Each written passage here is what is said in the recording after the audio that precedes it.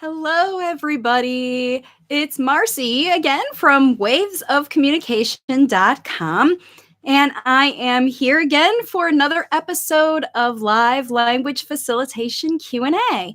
So welcome to everybody who's joining me live. I know it'll take a few minutes for some folks to join on. And I also know there's a lot of folks who will be watching me on the replay. So welcome to all of you. And if you are joining me live and you have a question for me today, the best thing to do is to post your question in the comment section right now. If you don't have a question and you're a repeat visitor, certainly welcome back. Put a little post in the comments to say hello and let me know that you're here, where you're viewing from, and, tell me a little bit about how it's going with your language facilitation with your child. These Q&As are a great way for parents to pop back in every week. You can visit me on Facebook on Thursdays and on YouTube on Mondays and just pop in and give me an update and tell me how things are going and maybe get your next steps to facilitate language on your language facilitation journey. And if this is the first time that you are watching me, my name again is Marcy Melzer, and I am a speech and language pathologist. I'm also intuitive, and I also am a language facilitation consultant. So, hi, Ethia. Thank you for joining me today. So, what I'm going to get started with, I do have a few questions that I've collected over the past couple of days, and we're going to get started with the topic of this video, which is how to teach late talking kids how to ask before they go out the door. I'm going to pull up the question here so I can read it. And it comes from YouTube. And this is from a mom named Amalas. Anyway, sorry if I got your name wrong. Anyway, she says, super topic I need help with.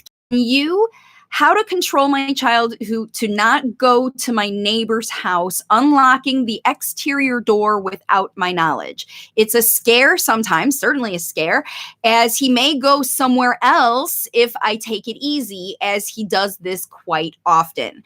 So in this case, it's more specific for this mom to talk about what's happening now in her house is that her child is automatically unlocking the exterior door and going out of her home into the neighbor's home. And I don't know if it's an apartment situation, if they're going out onto a street or whatever, but it may be that this child spends time at that neighbor's house frequently and has done this obviously many times, showed up at the neighbor's house. And I'm not sure what happens in that whole scenario, but it is obviously an activity. She says it happens often that her child does and wants to do either with her or without her.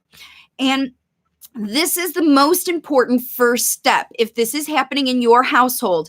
So what really matters, the most important thing, the first step is that you understand in your household why it is that your child is going out the door.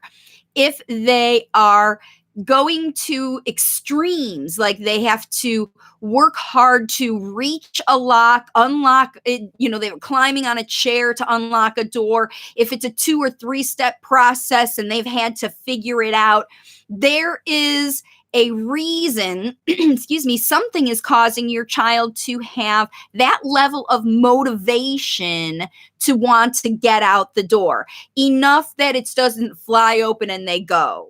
This is what I'm talking about, right?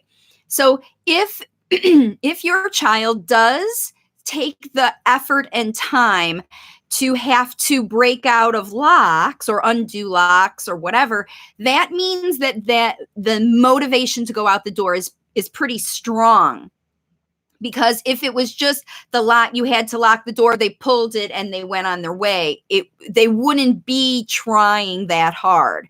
So the first reason you have to understand is what's on the other side of that door that's making them so motivated that they want to go out and do it.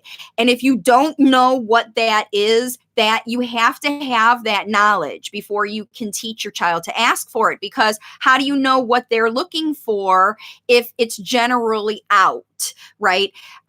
Because teaching them to say out is not enough. That's getting them, because you have to understand why it's happening, because especially like in this mom's case, it's happening when the mom is not around.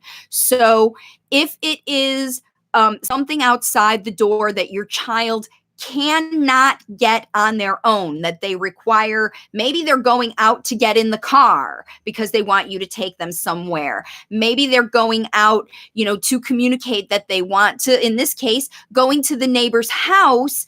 But what is in the neighbor's house that is not in your house? That's what you have to know. That's the first step always. So then when you do know, for this particular mom, in her case, that she's going to the neighbor's house. Let's say, for example, the neighbor has a dog or a cat or some kind of child or whatever. Somebody, something lives in that house that doesn't live in your house. And it's always there because it lives there, or it's there most of the time. And it's not in your house, but it's close enough. And it's something that your child really wants to see. Someone, some being, some sentient being that your child has a connection with. If it is a person or a thing, then you have a couple ways to go about this. The first thing is you have to make sure that you let the person who owns, if it is the owner of the dog or the person who lives in that house, the person who is receiving your child when they show up there, you have to let them know that your child is only allowed or permitted, or they should only welcomely accept your child when they arrive with you, or some communication happens that that person knows that your child is there. And if they don't receive some communication from you, then they should deliver the child back to you immediately. Don't let them welcome the child into their home unless, it's freezing cold or something, obviously. But they should not welcome them in to stay if they arrive uninvited. Okay. So the person on the receiving end, if your child is going, in your case, to the neighbor's house, you must let your neighbor know that if my child shows up on their own, assume that they have escaped from my house and I don't know they're here. And don't just call me and tell me, please bring the child back. Right? And if they can't bring them back, then they have to call and tell you, and you have to go fetch the child and bring them back. Because if there is a designated time to be able to go, and it might not be the time of day, but it might be when the child was given permission, is the only time they are allowed to leave the house when they have asked you to do it. You have to let them know that this expectation exists and there is no compromise for this expectation. So if there is someone on the receiving end of your child, they must either bring the child back or contact you immediately as soon as the child arrives. Don't let them take their shoes off. Don't let them sit down on the couch. Don't let them come in and get settled. Let them know that they have not been invited. This is not the time for them to stay and that they should go back to their house. Okay. Now, even if it is okay for the child to be there in that time, that's okay, except for you have to start over from the beginning, because if your child is late talking, they don't have a way to communicate. It is not currently in their habit. It's not currently in your teaching method to teach them how to ask to go. They're doing it. And if you have tried to get them to say words in the moment, to prompt them to say words after they've left, or try to teach them the method right then, that's not it either. The first step, like I said, is to understand why your child is leaving. When it happens, that person is going to alert you. When you are alerted This is the most important step right now because your child has gone without permission. You don't know where you are. This has triggered your worry or potential worry, or obviously it's not the situation that you want to have, or you wouldn't be watching this video. So you must communicate to your child when you go there or when you come. So like I said, if someone is there, make sure they do not welcome your child in. They let your child know you're not supposed to be here right now. I am calling mommy now. Tell that person that they are calling your mom, that the child is not supposed to be there. They are supposed to be in their home, and have that person bring your child and tell your child, we are taking you home. Now is time for you to be at home with mommy. That person needs to communicate it from your child. When you go there, if you are going to retrieve your child and that person is there, standing with your child, because if your child was able to run over there and out the door and run there, you should be able to also run over there. You have to run over there. And when you get your child, you tell your child, now is not, while you're standing there in your neighbor's apartment, now is not the time for you to be here. Now you need to be in our house. This is the time for you to be in our house. And you take your child back to your house. So you are saying the same thing as the receiving party is. This is very important because if your child is escaping and they're going to your neighbor and your neighbor says, oh, child, come in, I'll help you, then they are reinforcing your child's escaping behavior. They're not helping you as a parent to keep your child in and teach them to ask you before they leave the house. Okay. So this is the first thing that must happen. You have to teach your child that the whole process of leaving the house everywhere they go is not okay unless mommy is there. So step 2, or even before, that's what happens if it's happening now, if you catch your child, if it's happening. But to train your child before it happens. When it is time to go to the neighbor's house to visit their dog, see them for whatever reason your child keeps going over there, then at your house with your child when it is time to go over there. Not when you're in a hurry carrying groceries, but when you have some time to train them. You spend a couple minutes talking to your child about what's going to happen over there and the process of how you're going to get yourself together, get out the door, get to the neighbors, and get settled there. You want your child to know how that process is going to go before it happens. Okay, child, now we're going over to neighbor's house. We're going to see neighbor's dog, neighbor's child. You can play with the dog, feed the dog, throw the ball, watch video, whatever they're going to do. Talk about who you will see and what you will do when you get there. Okay. And then you say, now let's get ready to go.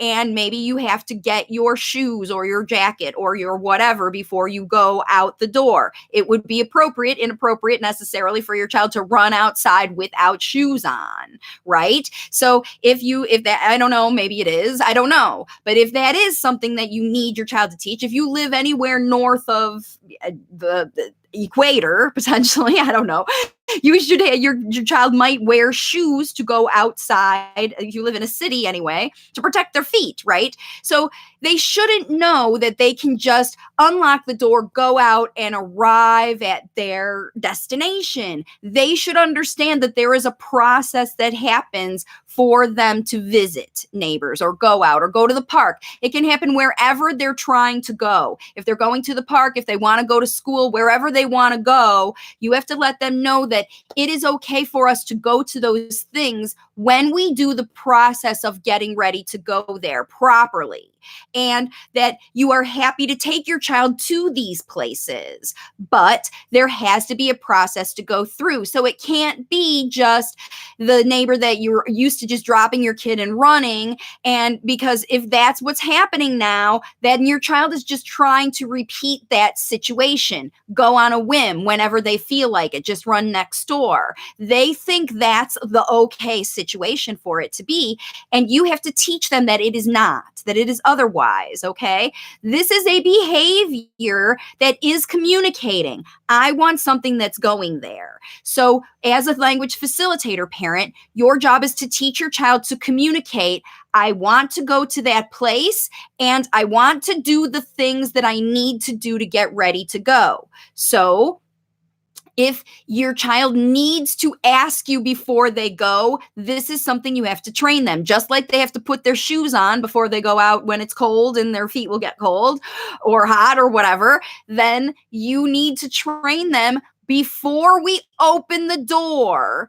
Get another behavior from your child. I know that it's a spoken language behavior. It doesn't have to be a spoken language behavior. It can be a high five. It can be a visual look that they don't touch the doorknob unless you are there.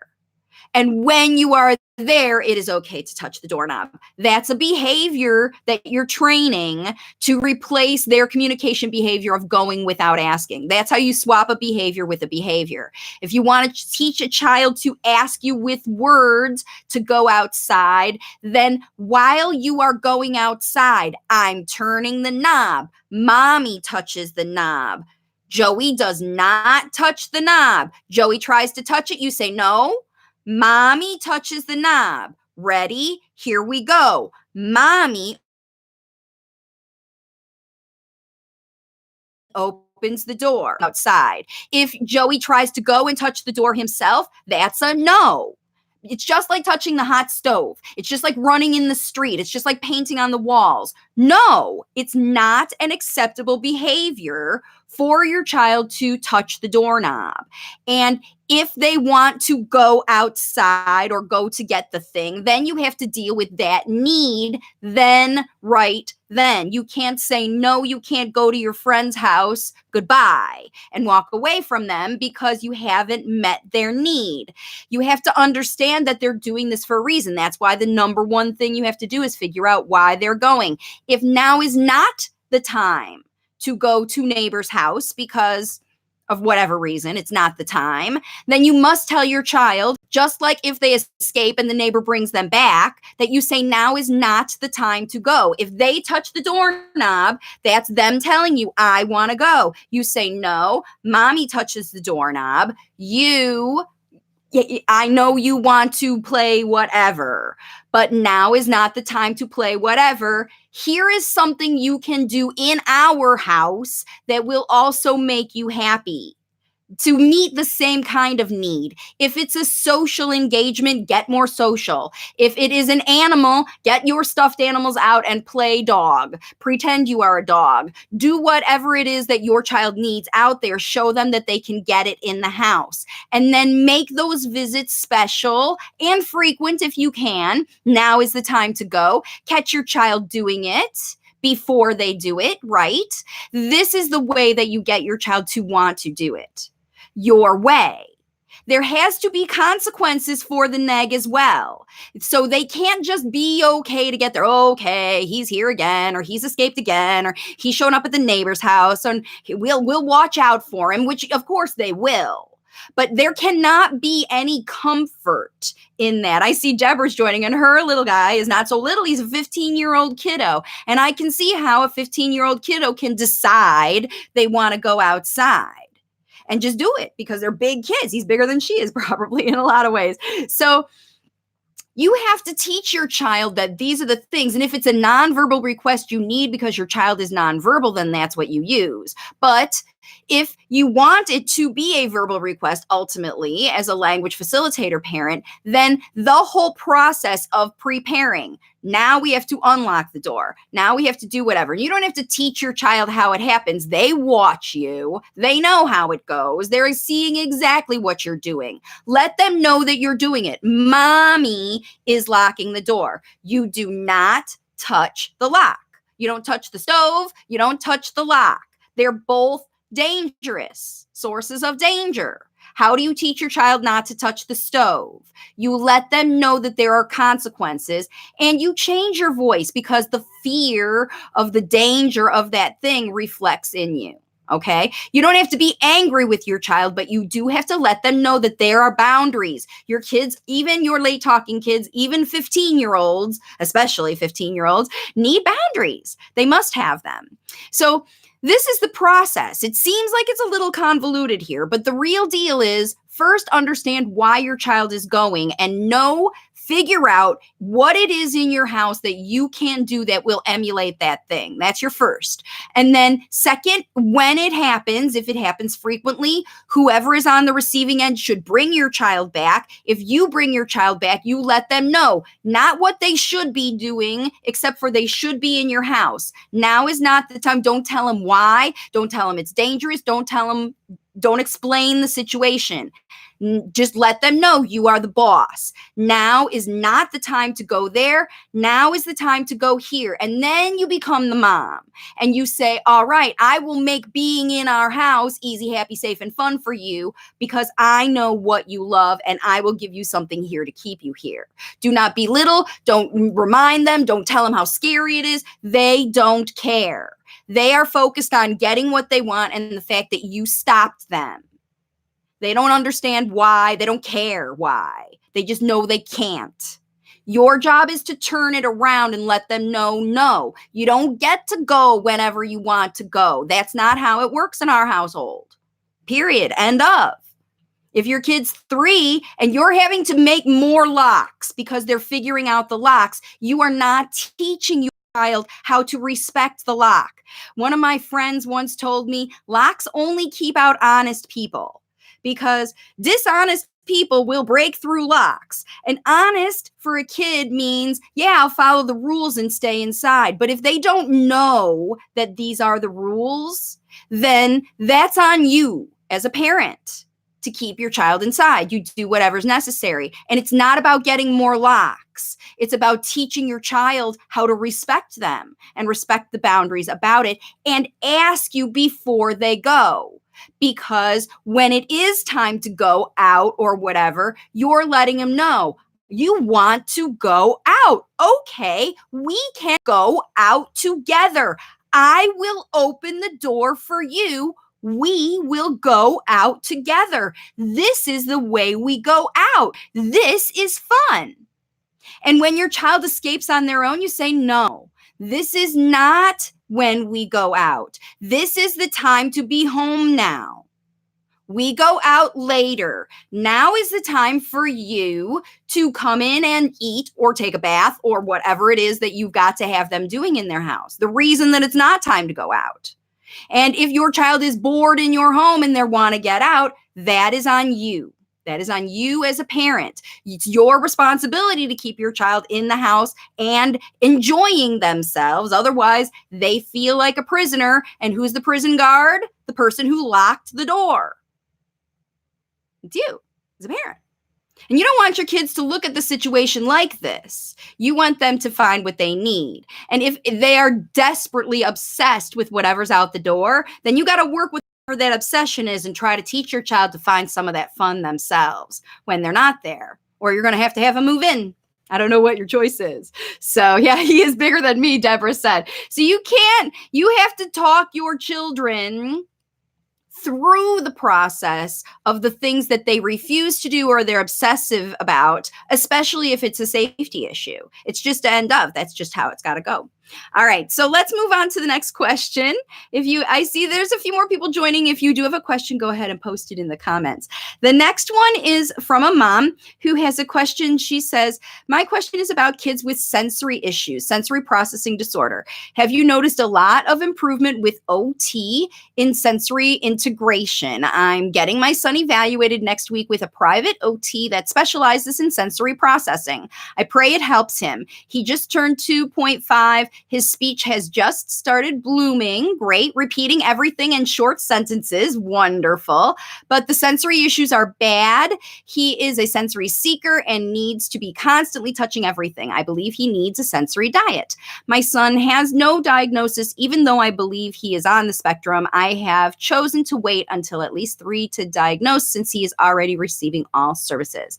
Okay, so the question is, have I noticed an improvement with OT? Well, here's the thing. Anytime you, first of all, you as a mom are very perceptive at understanding your child's needs. And this is super important, just like I said before, understanding what kinds of things is your child seeking. In fact, she even detailed and said that her child is touching things a lot, needs to be touching, might be mouthing things, whatever. And she believes he needs a sensory diet. And she is absolutely right, because sensory integration, if you look at what autism spectrum disorder, the spectrum of it is, the reasons that kids have the issues that they have is due to a variety of processing problems. So every child is manifested different. So it could be that their tactile sensory system is in one way or another affected. Could be visual, could be auditory, could be taste, could be just environment around them. Could have underlying anxiety. And usually the underlying anxiety comes from one or another processing sort of difference. I don't want to say disturbance, because sometimes they don't process things as easily or readily or quickly as other kids do. And so as a result, they have compensatory behaviors. So whatever your child is seeking, those things help to regulate those processing areas that are not as efficient. Efficient is a good way to use it as other ones, because all of us have sensory processing systems. All the input that we get, even when we're in a room, the temperature of the room, the noises we hear. Some of us are distracted. Some of us are excited. Some of us are annoyed. Some of us are enamored. We feel differently, all of us as humans, about the input that comes into us. And kids who have a sensory processing disorder means that one or another of their sensory systems is not working as efficiently, but other ones might be even in hyperdrive. That's not efficient either. Like they might have super sensitive hearing that is distracting, right? So it works better. They hear more things than other people do, and it's distracting to them. So what the most important thing about it, and this is where occupational therapy is the best way to go, because these are the professionals who are skilled at evaluating whole systems of kids, all the systems, visual integration, balance, fine motor, visual integration, and they find the ones that are not working efficiently. That's why they call it occupational therapy, because a kid's occupation as they grow up is learning how to do functional self-care activities and play. That's how they learn. And the occupational therapists teach kids to do these functional activities. However, the other thing, so that's kind of where OT started, sort of like speech therapy. It started with just making talking happen. And then the idea of language and literacy and all the different comprehension and auditory processing came into play when people who help people regulate their language systems, which is kind of what I do. But language is a higher level processing than sensory. So, I mean, even as babies, you can be affected by sounds or touches or things like that. And illnesses affect those things. If you have fluid in your ears, if you have high fevers, if you have seizures, if you have visual impairments or visual sensitivities, all of these things affect you to be regulated. And when you are regulated, in fact, only when you are regulated, it's when you feel good. It's when you're alert. It's when you can focus. It's when you can listen and absorb, process the information as it comes in, because it's more organized in your brain. And occupational therapy, these sensory diets, are very good at helping children with these systems. And in fact, they're necessary. So Considering you don't have a diagnosis yet and you are getting these services as your child moves towards 3 years old, this kind of an occupational therapist who is going to help you with a sensory diet and make sure that my suggestion is activities that they are doing with your child and giving you as guidance. They are functional things you can integrate into your day, because if they're doing things like complex brushing programs, sometimes those are helpful for kids to get through a period of time. But if you're not really consistent or able to do it all the time, or following all the protocols to keep those very highly structured things in place, then they don't work as well. So my suggestion is always to get your therapist, whoever they are, speech OT, developmental therapist, psychology, whoever, get them to give you little things you can do in your home, like a sensory diet, and ways you can integrate that sensory diet into functional activities like an OT would: writing, bathing, dressing, brushing teeth. And then when you get those systems more regulated, especially considering language is already starting to come in your 2.5-year-old, more language will come spontaneously when the sensory systems are regulated, if you are doing language facilitation at home. So my recommendation for you as a mom, if your child is not sensory regulated, work with an OT to get some evaluation, get some real structured ideas, not structured ideas, functional ideas to play in your house, and then focus on these pages, my Waves of Communication pages, on the language models you're using during those activities. That's how you double duty. That's how you get your child to focus and listen and provide them with the language models they need to hear. Because if you are prompting your child to say words while you're facilitating their sensory systems, you're going to mess it up, because the prompting them to say words triggers anxiety that the other sensory systems are trying to get better. For example, you've got your child swinging and having a really nice energy. They're feeling good and focused. They're swinging on the swing, and you're prompting them to repeat words over and over and over again. That's going to discontinue. That's going to, when you already had your child regulated and focused, you should be talking about nice language models with sentences spoken slowly and carefully enough that your child can hear you and process all the words you're saying. That means the topic has to be interesting to the child, not your idea. Don't bring a book and try to read a book while your child's regulating their sensory systems and think you're going to facilitate language. You're not. You're just entertaining them while they're swinging, right? You're just providing language models that they're perceiving and doing whatever. If you're going to teach them to say words, their brain is going to come out of relax and regulation mode into anxiety. Do I have the right words? Am I saying it correctly? Are they going to judge me? How many more times do I have to do it? That's going to happen. And you don't want that to happen. That's how you keep your kids regulated and easy. So that's the answer. If your child is not sensory regulated, get them regulated. Use those regulation activities to provide language models. And that's how you get everything at the same time. All right. And I've got one more question for today before I don't see more popping in. So I've just got this one. And it's kind of like the general question. I get these questions all the time, and it's very general, and I'm just going to give you the advice that I give to all the people who ask me this question. And this is from Lajuva, Lajuva, Lavanti. I don't know if it's right. I'm sorry. Ariane is the last name, but she says, "Hi, my son is 10 years and is nonverbal. I need your assistance. What needs to be done? He has gone to therapy for 6 years, however, no words until now." And I do get these questions often. I get them just about every week. I get questions like this, and they're all different ages that the parents are telling me: 2, 3, 5, 6, 7, 10, 15, 20 or more, right? And the answer to your question is, if your child has been in any kind of services for a year or more, certainly for 3 months or more and you don't see progress, okay? 90-day checkup, right?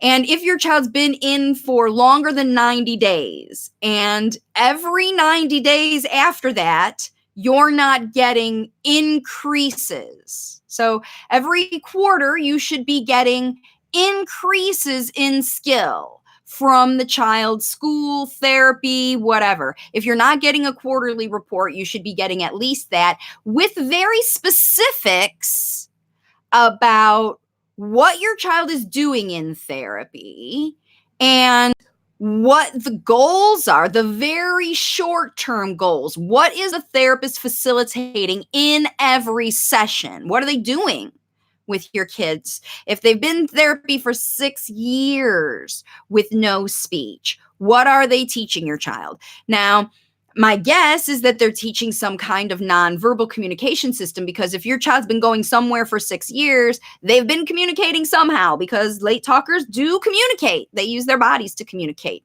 And so the answer is, think again about the intervention that you're using. And then what you also need to do is you have to consider what's happening in your household that could be blocking the process of your child talking, because families have been proving that doesn't matter how old your child is, Deborah's one of them, who can facilitate better communication. Her child is verbal, but not using very functional spoken language, very needs-based language.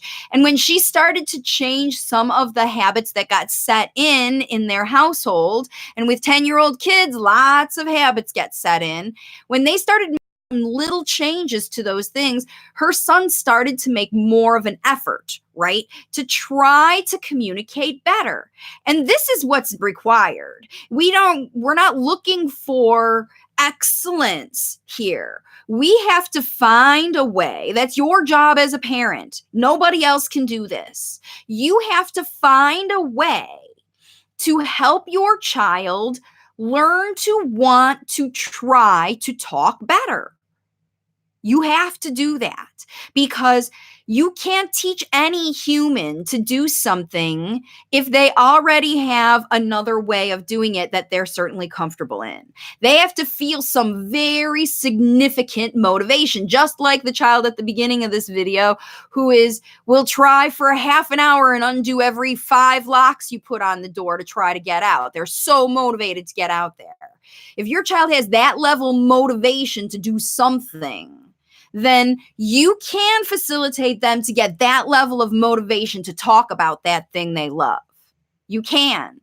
You can. If you do it the right way, if you facilitate language that they want to say in a way that is not threatening to them and doesn't cause them to have anxiety, and their sensory systems are regulated and their body is healthy, then there's no reason that they can't start to talk. So if you are stuck, the first thing to do is go to my website, wavesofcommunication.com, and watch the free class there. That free class is very, very important for parents who feel stuck, because it explains exactly how it happens. It's not your fault. It's just what happens to parents of late talking kids. And the older you get, the more stuck you become. And that's why professionals tell parents that kids over 6 or 7 or 10 years old can't talk better. They won't improve. But that's not true. That's what parents are finding is not true, because when you